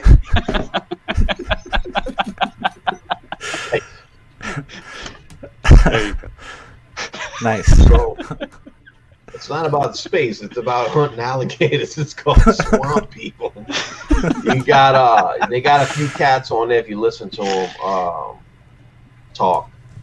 You know that it's cadence is a trip. I'm trying to think. It's one of those weird things where people like ask you like, "Hey man, where can I go to learn how to to hear the cadence of New Orleans and stuff?" And you're like, I don't know. I mean, fuck, I live here. You know what I mean? Like I don't. You know what I mean? Like I don't know. You know what I'm saying? Like I don't think to myself, who's speaking New Orleans? Like, I don't know, man. I'll tell you who people probably won't pick up on this, but who has. It's subtle, but it's actually pretty accurate. If you and this is not Creole, this is more New Orleans. But if you look at the Green Mile, and if you listen to Tom Hanks and especially his partner, if you listen to them talk, there's certain things they say that's very New Orleans-esque. And I'm gonna tell you, when he says your boy's name Percy, right? That old New Orleans is straight up Poissy. That's exactly how old New Orleans talk. Poissy. Yeah, that's Poissy over there. Look, and they say, "Oh, God bless you." They put God. You know what I mean? It's not God. Yeah. It's God. And it's little things like that. But Cajun, like I said, is different.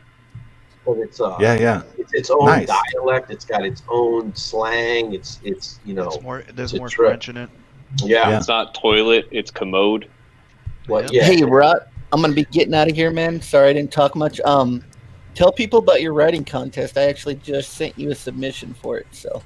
Oh, badass! Yeah. Thanks for popping on, man. I appreciate it. Yeah. Talk to you later, man. Again, All right. Yep. Later, guys. Hey, nice seeing you. Yep. Bye. Yeah, Berserker does thank you. He found Swamp People on History Channel, so he's going to be checking that out. So nice. Good advice. One thing I learned. And I don't know, who is this zombie? Who is this zombie person? Don't worry about it. Yeah, he's in trouble. No, but now I'm curious. What's his name? Well, I'm making a song out of it. I full can play name? a little more, but Zombie what? He's I don't know. Zombie Namakan. He's Oh, okay. I could show you Got a it. little bit. Like he was upset with he was very upset about things that were said about him, and he ended up going on the Oz's show to confront these issues that he had. On Oz's show? No, Oz doesn't do stuff like that. What are you talking about? You got to show this off, Sinatra. You said something. You were there, weren't you? No, I wasn't. You got to build it. There is something I would also like to address. I believe Ethan Van Sciver on this program mentioned that I smoked crack and had sex with other men in my wife's address. Hold on, guys. Give him a second. Give him a second here, guys. Hold on. Holy shit. To address. I believe Ethan Van Sciver. I'm going to make a little song. What I like about him is that he speaks very clear and nobody spoke over him. And I got so many freaking. Oh, nice. Yeah. Very clear. On this program mentioned that I smoked crack and had sex with other men in my wife's bed. I smoke crack. So he goes. I just got done winning a lawsuit from a Channel 9 and for $2.9 million. And he's like, well, I was pretty much like, well, what are you doing here? And he's like, what do you do on YouTube? Or I think he mentioned the Comic Book Hut. And he's like, oh, what's your relationship with the Comic Book Hut? He's like, I'm a mod in the Comic Book Hut's chat, and I don't appreciate you talking about him in that way and all this. I'm like, if you made Book Hut, if you made $2.9 million and hanging out with the Hut, then you got issues, baby. You got issues. Wow, man, that sounds entertaining as hell. I can't wait. Properly. How long you think before the track drops? I'm not sure. I've been working on the Winton song, and that's a whole nother beast. And there's a point. I don't know if Anthony's aware. This is how I started and how people got to know me. Is I took funny, great moments from podcasts, and I would make in CG, and I would make songs out of them that actually sound like songs. And some of them really struck. Like some of them are like some people love them, and it got to a point where like this song here isn't a parody. It's not even funny to me. It's like it seems like an actual song, and it's kind of like, all right, now I think I've gone a little too far. Yeah. Well, there's so much looking forward to go, bro. Time to find something else to do. Well, it's interesting because I'm talking fingers, fist, toys, a finger. The banana finger. All it takes is one. Just one. All it takes is one. So, it kind of gets to the point where like, hold up. You do. You got to drop that in there now, though, bro. As they talking in the back, banana fingers. And you just drop that every so often. Banana fingers. Well, I got a lot of clips of you guys saying it in here, so there you go. I don't really do it as much, and not to certain people. I don't want to make people feel uncomfortable because when they get on shows, then they feel like they're being clipped. That's the thing I had with people saying, "Oh, Camel Moon's gonna clip that." I'm like, no, don't say that because now nobody's gonna have fun, and they're gonna everything you say. Sometimes you want people to. I guess that could happen a little bit, but. I don't like to make my presence known too much because if I know if something really good is gonna happen, I stay really quiet and I just wait. And get mad at people who talk over other people. Right. Yeah, I bet that's fucked up many a clip. Yeah. I tend to do that a lot too. I'm sorry about that. I know, Rob. Kind of right, man.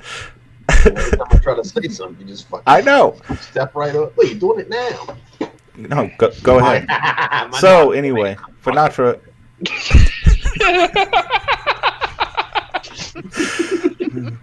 I don't know. I never thought about it, man. I never, like you being here on the panel, it never even occurred to me to be like, oh, he might be clipping shit. Like, well, when I never you said something I guess people like, oh, you said something like, yo, Finatra clipped that, and like in between a show, I literally made a quick song, and then that's the one I gave you, the copy paste one. Yeah. And I redid it for you because you said you liked it, so why not? Yeah, dude, absolutely. I've been really, work is kind of amped up right now, but I want to. I'm definitely going to create like some shit with that. Thank you for that. Anthony, how long have you been in this CG CG sphere? Man, I was trying to fucking think about this the other day. I want to say maybe end of May, June, maybe. Mm-hmm. Maybe end of May or June, I think. Because I came in. I know it's weird because when me and Sim, when we did that, Sim, I hadn't been in that long. No, you were just in. Yeah, I wound up hooking up with Preston Acevedo, Nicky the Pipe, who was from Louisiana as well. And we were bullshitting about this, and I was just kind of like, yo, man, like I'm, kind of fed up with all this other bullshit. And then I went on his show and kind of fucking was like, yeah, man, I'm all in. And then I was on with Brian with Six Gun Gorilla and a few other cats, and then Doc Hall. There was a few of them, and then they threw me in a bunch of these private chats, and then from there I just basically started just talking to people, going on shows and stuff like that. So maybe end of May, beginning of June. Yeah. That's kind of when I started as I well. put you in the horror talk thing and Yeah, Doodle Chill and everything. Yeah. Smiling Bandito asks, "Is Beacon shrinking?" A little bit, yeah. Yeah, it's funny. Dude, you keep getting old. going lower and lower and lower. Fantastic. Okay, I'll raise my chair again. There you go. He's going. Oh yeah. So There you go. And look at that grown boy. Look at it. boom, like a Like a you're a grown real man grown-up now. boy now. Yeah. Holy shit. Inkspot's asked me to promote this, which I should do. Flash fiction contest this Friday night. We're gonna Red Gaze is gonna be on with me. He's gonna read the entries.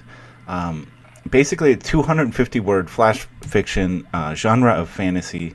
The winner will receive a novel, the Sunsworn novel from Red Gaze. Looks to be an absolutely incredible book if you're into the fantasy genre. Just a great campaign. I really love that someone in CG kind of made that first step and attempted to put a novel out there and had a lot of success doing that. So I hope more people do it. But please, if you're interested in entering this contest, just hit up my Twitter account. I've got a post there about it. You can send your entries into my Twitter DM or email me at rottanglory@gmail.com. Yeah, it's going to be a good show. Anthony Figueroa. Yes, Obviously, sir. we want people to hit your God's Hand campaign. We looked at it a little bit earlier. And I do have the link to that campaign in the description below. Killer. Is there anything else you'd like to shout out? You going on any shows? You got anything else going on? I got this will be the first time, but I'm going on a show. Let's see, tonight, I guess 8 Central with Black Angus Reviews. I never All been right. on there before. And that's and I think next week I might be on with the Barton Boys, and I think Good. next Friday I'm on with Mandy, and then of course we're doing the 24-hour thing, which I look forward to that. I think that's going to be a lot of fun. Dude, I can't wait for that shit. I think that's going to be fun doing that. You know. Yeah, I really can't wait. And we do have slots open. I think maybe 11 artist slots are available for the 24-hour comic. Artists, jump on this thing. It's going to be a wild ride. You're going to get a lot of exposure. I hate that word. Exposure. Expose yourself. You'll be Yeah. exposure. Yeah, I get it. Is it's overused. It's like, oh, you don't need money, right? You just want exposure, right? Can I have both? No, I want the fucking money. Can I have both? Exposure sounds like I'm sending you a picture of my dick. Yeah, exactly. Exposure. Sim. You go after exposure, you'll end up homeless, and you'll get a lot of fucking exposure straight to the weather. So unless you're protesting something, then you can expose yourself all you want. Apparently, like it's fine. Or and if you're a woman exposing yourself, it's fine. Men, I wouldn't recommend it. Motherfucker shoot you in the dick. You better watch it. My turn. Sim. What you got? Got a little something nice. Ooh, for you. coming along. That's actually the final, my final part, because this is Inkspot is actually starting the painting of it. Yes. Yeah, it's That's gonna be the painted cover. Yesterday. Yeah, it looks good. So this is like a rough penciled. Like I gave him enough details. So Yeah. it started today. Dude, that's gonna be wild to see how it transforms. Here's another little thing.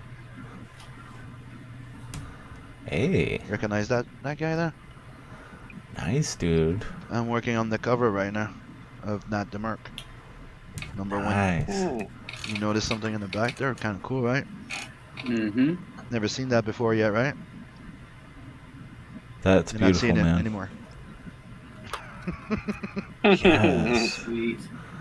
Damn, you produce a lot of work, Sim. Just always working. Yeah, bro. But dude, that's what I love. It's my passion, and I'm not fucking around. Like I kept saying, like Dude, I could be a millionaire tomorrow, and you'd still find me at my desk when I wake up in the morning and in here with you guys. Like, I wouldn't change. This is what I like to do. Yeah. As long as you don't become a mod in the Comic Book Huts channel, okay? I was about to say, What are you talking about? say, bro, Dude. you sound like your boy, man. That's the pinnacle. The pinnacle, man, is being a mod on of a Hunt's channel. fulfilled life. Getting on, yeah, getting A on the life Huts of channel, fulfillment. let me tell you. You've done everything. You could die now. Yeah, exactly. So yeah, so you go check out Tales from an Adverse. Yeah, link in 12 the days description left. below. Yep. 14 days Check left. that out. 2 weeks. Michael Beacon. All right, yeah. I got 7 Legions still in demand, fulfilling on demand. And if you back during this month, first backer of the day will get the Inktober drawing I'm doing for the day. Today it's this one I was just showing off earlier. So yeah, next backer of 7 Legions gets this drawing, and a random backer will get a drawing from a previous day. So yeah, very nice. Yeah. I like those gauntlets for some reason. Are those guns or something? Is that a gun? Yep, it's like a laser cannon on each arm. Awesome. And that metallic wing also has a laser cannon built into it. So, yeah. Right on. And at 7legions.com, does that go right to your campaign, or is it a website where people can find your campaign easily? Yeah, on that page you can find at the top of the page you'll find the link to the campaign. Okay. But also, if you read down further on the page, you'll find a lot about the lore of the universe, because it's a very big universe. And it's going to be a lot of fun to explore throughout the series. All right. And I'm aiming to continue the series in the spring. Right on, man. Gargoyle. Runes of Ragnan still available on Amazon. Get yourself Indeed. a copy. Maybe soon, eventually, number to be two coming available soon. again in a new form. Number Yeah, 2 that could coming happen. soon. That's right. I've got to connect. I've got to try and connect with the colorist on that, J Photos. I'd need to connect with him Or to connect make with some of other this happen. established comic books artists like Sim. Oh, Right. he always. I just it's you know, the deal that we made, with the colorist, he was in on.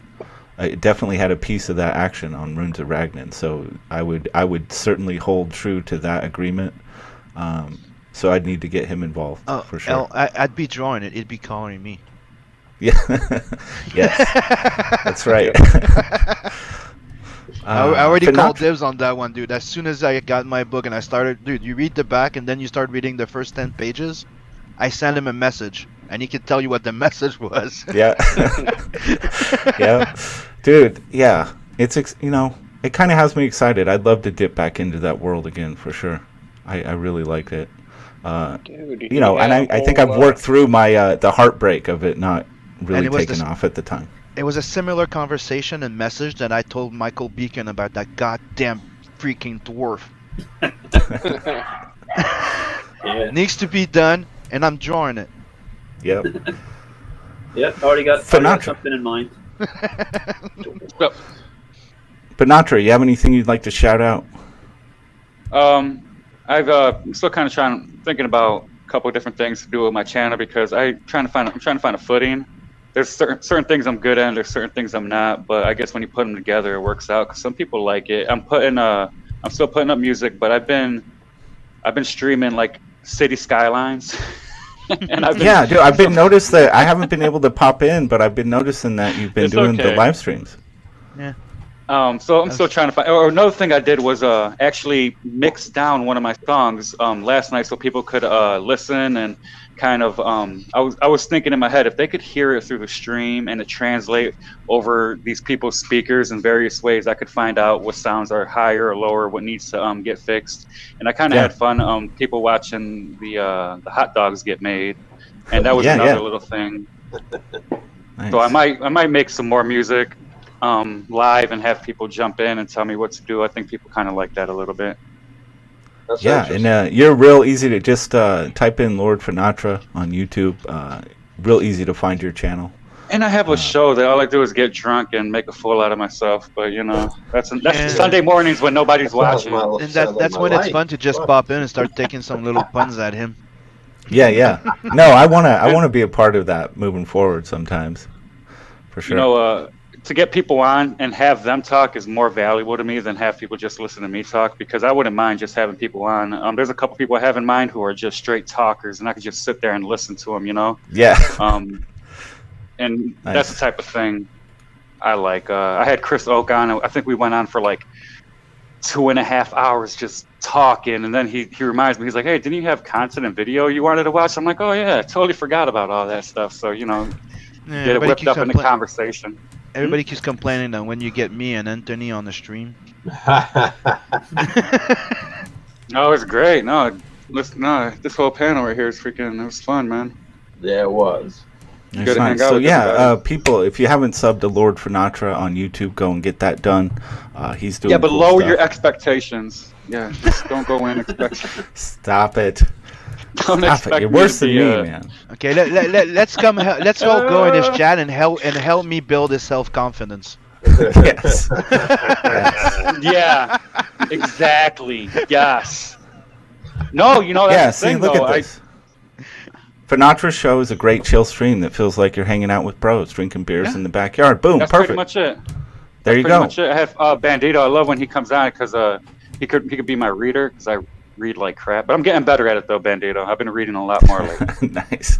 And Bandito also has a great channel. I really like everything. I like the way he thinks. He's really introspective and comes up with a lot of great insights. Smiling Bandito is just awesome. Another cool Canadian. Yeah. Yep. All right, guys. Thank you, Anthony, for being the co-host today. Appreciate it. Yeah, you're right. I appreciate you having me on. I'll never forget the banana fingers. That's right.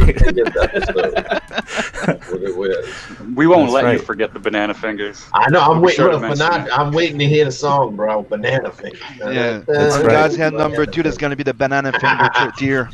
The show is definitely getting retitled. Be a banana finger. I might even figure out how to work in some banana finger jokes into the fucking book. Yes. Yeah. Like, look at them goddamn banana fingers you got, boy. Hope you ain't a proctologist. He can't shoot the gun because he can't fit his fingers in the trigger. Exactly. And you put a cameo, and the guy's like, "Well, hey, look at those fingers. What the hell's your job? Proctologist." Oh shit. Oh no. Just people limping out of the office all day long. Oh shit. Doing the cowboy walk. All right, I want to thank my whole panel for being here. Thanks to the chat for hanging out. If you haven't subbed to the channel, please do so. And I thought it'd be fun to exit the show playing you some old stunts from some very old movies. So thanks for being here, everyone, and we will see you tomorrow for sure.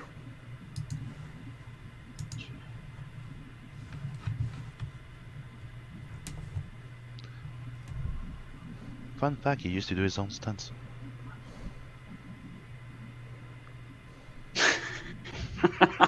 Jesus. Oh these shit. Motherfuckers, yeah, but these motherfuckers are down for the fucking. Mm-hmm. They down for it. Oh my god. Give me a break. Dude, they were master of timing. Yeah, well, they better be. Yeah.